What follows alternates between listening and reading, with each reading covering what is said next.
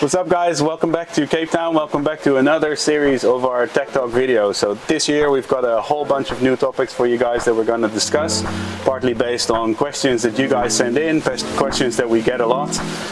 So yeah, without further ado, let's go.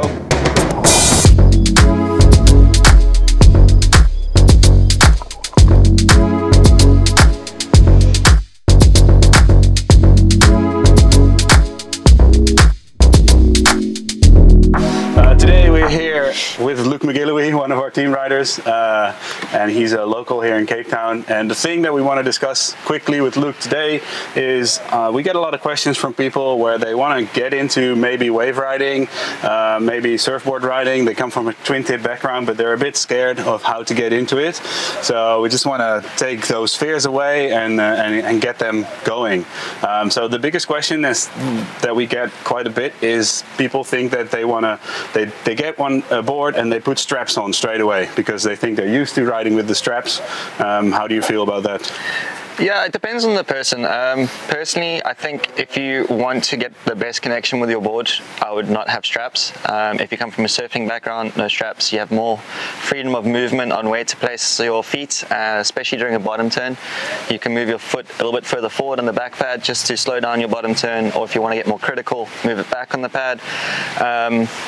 But it's a learning curve. It's not easy to get over waves the first few sessions, but you either have a strap and you learn to ride your surfboard, or you just take them off from the beginning. So it's either one learning curve or two learning curves. Yeah. So for me, I think it's easier just to head out without straps and commit to the cause. Yeah. And I generally tend to advise people to maybe go completely without strap, cold turkey straight away, just to get used to that feeling, but then maybe start riding in a place where there is no wave, so flat water, some freshwater place where you can just learn your tags and do some riding, and then maybe put straps on when it's needed, but not necessarily. I think the straps will give you way more freedom when riding. It just gives you the freedom to move, and also a really important one is going upwind. So can you sort of explain how pushing upwind is different on a surfboard compared to a twin tip?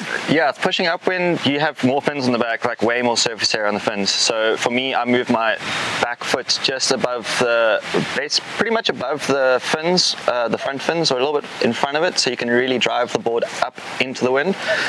And on a twin tip, you're pushing on one edge, and you only got these two little guys that are helping you get upwind. With this, you can step a little bit further forward and use more of the board, more surface area, more volume, which helps you get upwind a lot easier. Where a twin tip basically acts as one big fin, you really have to push the edge in. You can try with the surfboard because of the volume in the rail, it won't actually do much. It's a way more, you sort of ease it into the wind by moving your foot position or your weight forward. The fins engage. Keep the board flat, because the flatter you keep the board, the more the fins engage and the more it sort of pushes upwind. There is a place for straps though, so when would you maybe put straps on your board?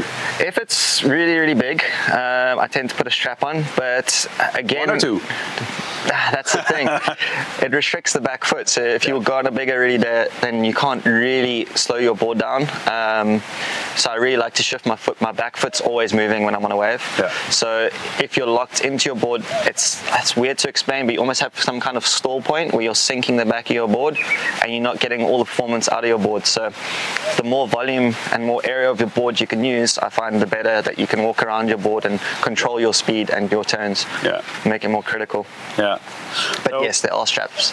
Places for straps. There is cases for straps, but and also the position on how you put the straps. So you see a lot of people ride, they put straps on the board that they bought, but they have them way too far to the back, and then they think they want to keep their feet in the straps at all times, and you see them try to push upwind, but the board is just bobbing up and down because they're way too far to the back, which is a good position for turns, but not necessarily for you do see those people going upwind, not riding the board as flat as they should be, and the board's just bobbing. It's you know something's wrong. It's almost like snowboarding when you're trying to go upwind on a surfboard. If you keep the board flat and you just shift your foot forward, then that's when you're engaging the fins and really cruising upwind.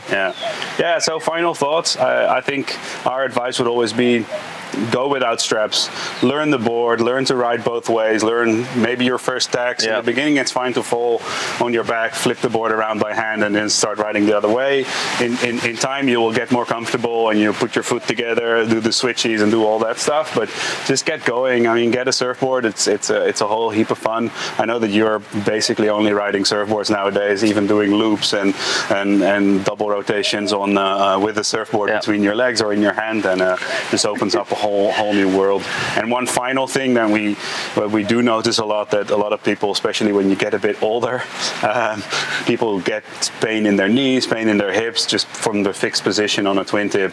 And if you feel that you're heading that way, it's a really good option to go switch to a surfboard, and especially strapless, because it just relieves all that. There's so many ways you can have your feet on the board, and it just relieves all the pain. You can keep extend your lifetime. Exactly. I love how you look at me when you say when people are getting old. No, we're not getting old, Luke. Not yet. Okay, thanks, guys. This is it from Luke. Luke, thank you very much. Thanks for staying in your beautiful new place. If you come to Cape Town, the Point Guest House, book it early because it's filling up. Beers are cold. Beers are cold, as always with Luke. See you next time in the next video. Cheers. Thanks.